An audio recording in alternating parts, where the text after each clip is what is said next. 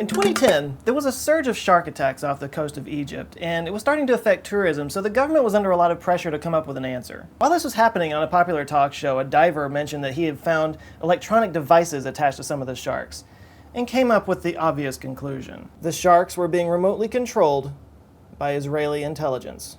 The conspiracy went viral, even leading a top government official to say, "It's not out of the question, but needs time to confirm." There were literally millions of people who believed that this guy worked for Israeli intelligence. You know, I have one simple request, and that is to have sharks with frickin' laser beams attached to their heads. This was finally put to bed when an Egyptian marine biologist confirmed the obvious, which is that these were just GPS tracking devices that they were using to track the movement of the sharks. And the surge of the attacks was traced to excessive dumping of sheep carcasses in the ocean nearby. At least that's what the government wants you to believe. Sheeple. James Manning suggested you should do a video about conspiracy theories. I'm going to start this off with a little experiment. I'm going to list 10 popular conspiracy theories, and I just want you to keep track of how many of these you personally believe in. Here we go. The Roswell cover-up. Chemtrails. The government killed Kennedy. The pharmaceutical industry creates new diseases to sell more drugs. Fluoride in water for mind control. President Obama faked his birth certificate. Lizard people run the world's governments. The moon landings were faked. Global warming is a hoax. And 9/11 was an inside job carried out by the Bush administration. Got a number? Share it in the comments below. Every single one of those theories is believed by a sizable number of people. Yes, even the lizard people one. And studies show that if you believe in one of them, you're a lot more likely to believe in others as well. In fact, if your number is 5 or more, you might be what's considered a conspiracy-minded person. And you're not alone. Roughly 30% of the population is prone to conspiracy-mindedness, meaning that they see machinations behind a lot of things that are going on in the world. And conspiracy theories cross all boundaries. People of all political persuasions, economic status, sex, race, you name it. Education makes a little bit of difference, like 46% of high school dropouts believe as opposed to like 23% of college graduates. But still, that's a quarter of college graduates believe in conspiracy theories. This is not a small percentage of the population.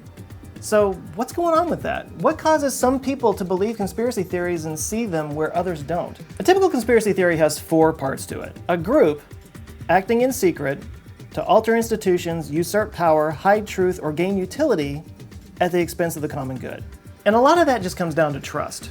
Often in politics, people all want the same thing, they just trust different institutions. Like liberals are more prone to trust the government, whereas conservatives are more prone to trust private businesses. But conspiracists distrust the mainstream. The accepted truth that the rest of the world has come to believe is something that a conspiracist would say is propaganda being believed by people who have been led astray, hence the sheeple slur. But it's also a function of anxiety and loss of control. Researchers found that inducing anxiety in respondents led them to see patterns where they didn't really exist and to be more conspiratorial in their explanations of things. People experiencing anxieties in their life, like job insecurity, tend to be more conspiratorial in their thinking. You might have noticed that every single major world disaster has at least one conspiracy theory attached to it. This isn't to say that there aren't conspiracies, there most assuredly are, but that doesn't mean that everything is a conspiracy. Even natural disasters like earthquakes prompt people to embrace conspiratorial ideas. I really feel like people are drawn to conspiracies because in a only the brain could be this paradoxical kind of way, it actually makes them feel safer. The idea that someone is in control, even if that person has evil intentions, is actually a comforting idea. Because the idea that the world is chaotic and random and nobody is in control is a lot scarier. That's how our brains work. It's constantly searching for comfort and safety, and that's also how addictions can form. Being able to point at somebody else as the cause of our problems, to be able to look at all the problems of the world and say it's that guy's fault, somebody that you can direct all your ire onto. And the release of that anxiety feels good. So we keep thinking that way. This is especially easy because the natural flow of the world in nature and in the systems that we develop in our society tend to coagulate toward things that look like conspiracies. For example, in economic systems, we have these individual entities, companies and corporations and the like, and they are designed to do one thing: make money. That's it. That's all they're meant to do. If they were a computer program, that would be their one function: make more money. And there are no extra points for going it alone. If it makes more economic sense, if you would make more money by colluding with another company, even if that company is a competitor, then that's what you do. There is no master plan, there's no smoke-filled rooms, it's just each entity doing the thing that they are designed to do. They just happen. They're shaped by the invisible hand of the free market, if you will. You could say that that's a difference between a conspiracy and collusion.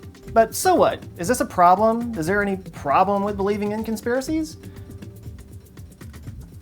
No, not really.